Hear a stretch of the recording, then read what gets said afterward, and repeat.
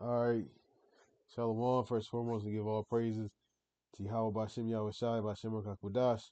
Double honors to the elders of GMS well. Peace, citation like Akim, the four corners, prison, truth, and sincerity. Peace be unto you. Shalom. Hebrew word of the day is lacham. La, cha, and ma, which means bread. That's the word means bread. Herb of the day. Herb of the day is wormwood. It's good for ulcers, wounds, nerves, gallbladder, digestion. Uh, it creates an atmosphere in your gut that parasites don't like, so it helps to kill parasites. Wormwood. That's the herb of the day.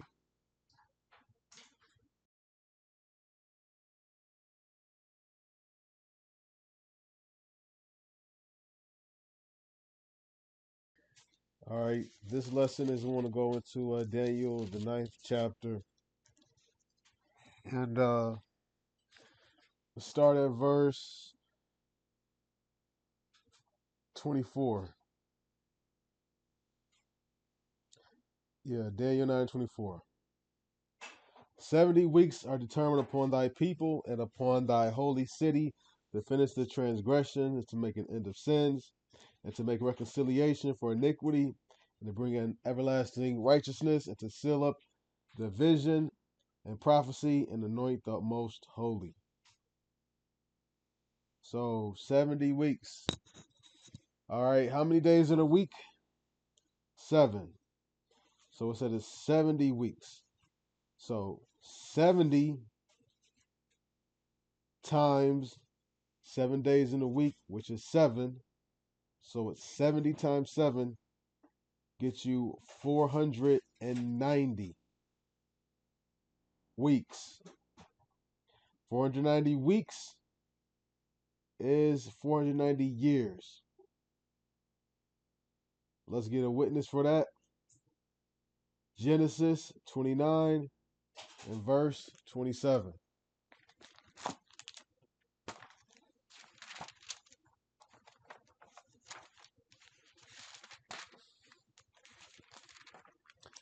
Genesis 29 verse 27 reads, I'll start verse 26. And Laban said, it must not be so done in our country to give the younger before the firstborn. Fulfill her week, and we will give thee this also for the service which thou shalt serve me yet 7 other years. So he said, fulfill her week, which is 7 other years. So each day of that week, which is 7, represents a year. So 1 week equal 7 years. How many days in a week? 7 days. Each day represents a year. Another verse that's a witness for it is Numbers 14 and 34.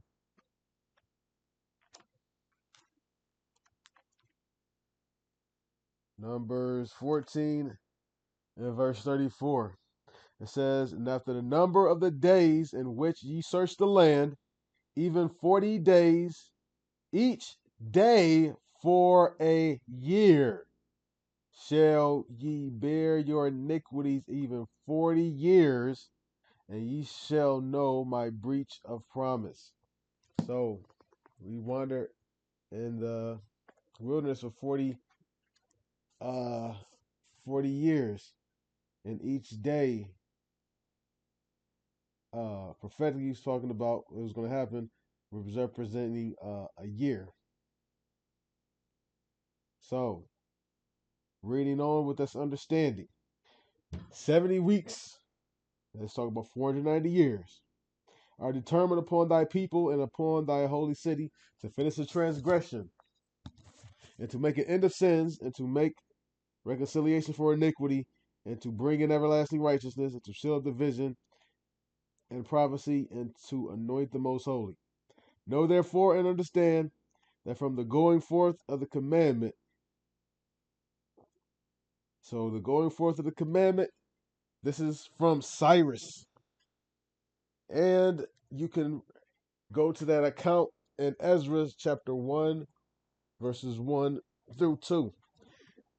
To help you understand where we're going into, all right, the temple had to be built because the temple was destroyed by the Babylonians, and the Babylonians are what? Cushites. So there was a prophecy that the temple, yeah, is going to be built again, but then it's going to be destroyed also. So we're reading about the prophecy about the temple being built. This is what it's talking about in a nutshell. The second temple being constructed and then deconstructed.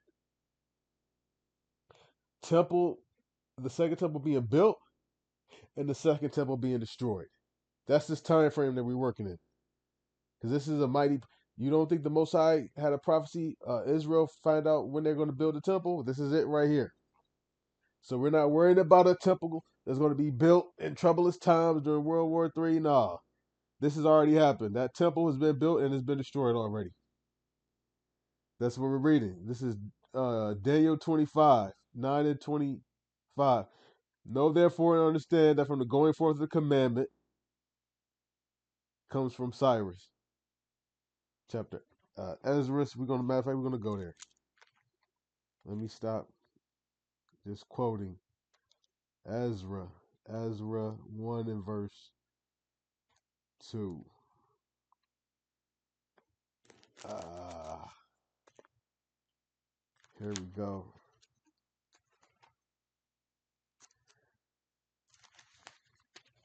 Ezra chapter 1 and verse 1. Now, in the first year of Cyrus, king of Persia, that the word of Yahweh by the mouth of Jeremiah might be fulfilled, Yahweh stirred up the spirit of Cyrus, king of Persia, and he made a proclamation throughout all his kingdom and put it also in writing, saying, Thus saith Cyrus, king of Persia, the Lord God of heaven, have given me all the kingdoms of the earth, and he hath charged me to build him a house at Jerusalem, which is in Judah. So he said, hey man, I'm supposed to build a house in Judah. Now who did it? Of course we did. Most I put it in the spirit basically to have us build the temple, uh, basically to have us build the temple while we're in captivity. Now, Daniel, far as in position, Daniel is after the book of Esther, but in relation to timeline, Esther occurs after the book of Daniel, if that makes any sense to you. You know, these books, how they're in order in the King James, they're not necessarily in order chronologically as far as time wise. So Daniel is in Babylonian captivity. Ezra, we're going to the Persians and the Mede captivity. So that was the commandment. Know therefore and understand that from the going forth of the commandment to restore and build Jerusalem. Restore and build Jerusalem. Why did it be restored and built? Because the Babylonians destroyed it. That's why.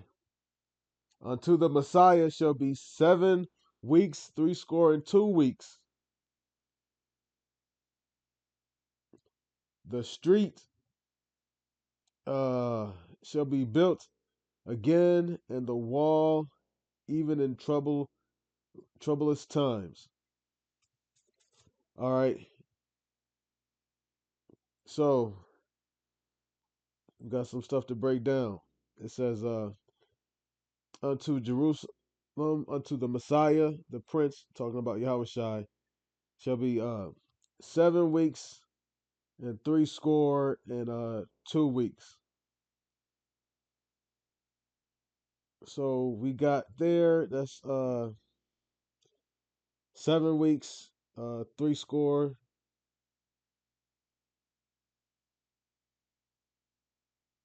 So that's three score, two, four, six. That's 60.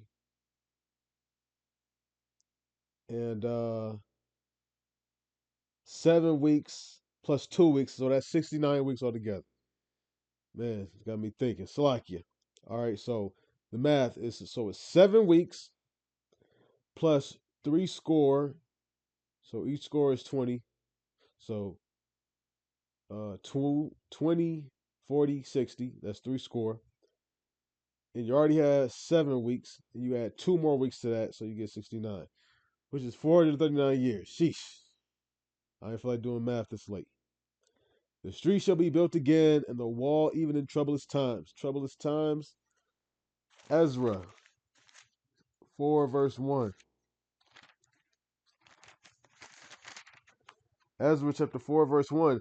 Now, when the adversaries of Judah and Benjamin heard that the children of the captivity builded the temple unto Yahweh Elohim of Yasharallah, then they came to Zerubbabel and to the chief of the fathers and said unto them, let us build with you, for we seek your God, as ye do, and we do sacrifice unto him since the days of Ashur Hadan, king of Ashur, which brought us up hither. But Zerubbabel and Yahushai and the rest of the chief of the fathers of Israel said unto them, ye have nothing to do with us to build an house unto our God, but we ourselves together will build unto Yahweh Elohim of Yasharallah, as King Cyrus, the king of Persia, hath commanded us.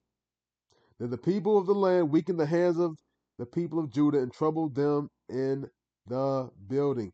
Troubled them in building. Troubled, troubled, troubled. Same thing we got over here. The street shall be built again, and the wall even in troublous times. That's the troublous times. And after 62 weeks, so that's 62 weeks, Messiah uh, weeks shall Messiah be cut off, but not for himself. So what is that talking about? Yahushua died, but he died for us. And the people of the prince that shall come, and the people of the prince that shall come shall destroy the city and the sanctuary, and the end thereof shall be with a flood. So now it's talking about the destruction of it.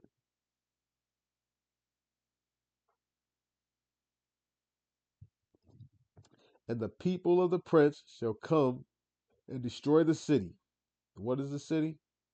Where what city is the temple in? It's Jerusalem.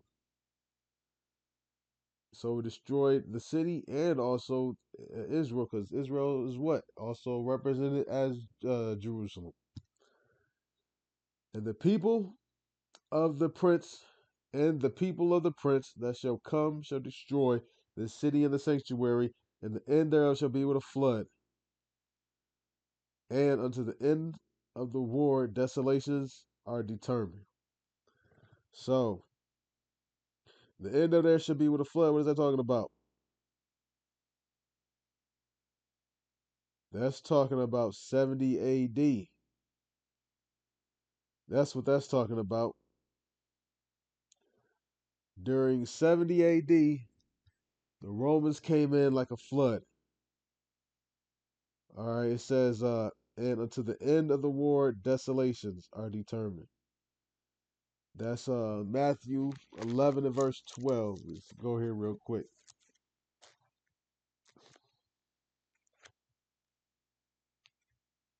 Matthew 11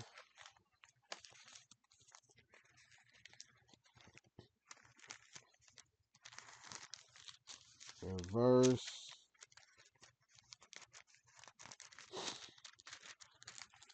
12. It says, And from the days of John the Baptist until now, the kingdom of heaven suffered violence, and the violence taken by force. Who was in charge at that time? The Romans. Who? E. That old serpent is in power. That's who's in power. Oops, wrong chapter. Heading back over here. He says, he shall confirm the covenant with many for 1 week. All right, and now what is that talking about? Who's talking about confirm the covenant with many for 1 week? Rome had an agreement that allowed us, basically saying we can keep our laws. That was the covenant. And in the midst of the week, he shall cause the sacrifice and oblation to cease. So he broke it like he always does. This is similar to man, who was it that said that? Uh it's escaping my mind and I should know this on the top of my head. Damn, I was just studying this. Uh it'll come to me.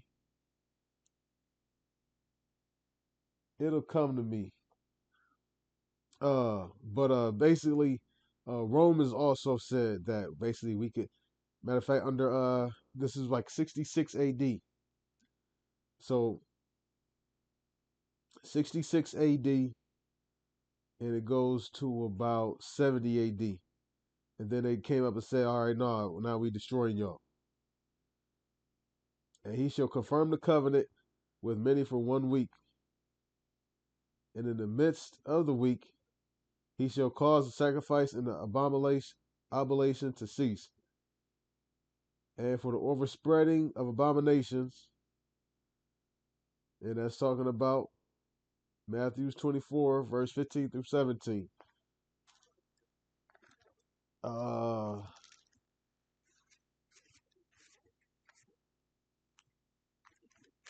1 second.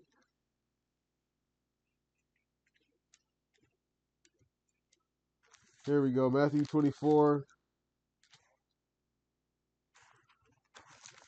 verses 15. It says, when ye therefore shall see the abomination of desolation spoken of by Daniel the prophet stand in the holy place, whoso readeth, let him understand. Then let them which are in Judea flee into the mountains. Let him which is in the housetop not come down to take anything out of his house. So those abominations, those Romans coming in, he shall make it desolate even until the consummation, and that determined shall be poured uh, upon the and that determined shall be poured upon the desolate. Uh, so that's talking about same thing. uh, them pouring out like a flood and destroying the temple, destroying the holy city. You know, that's a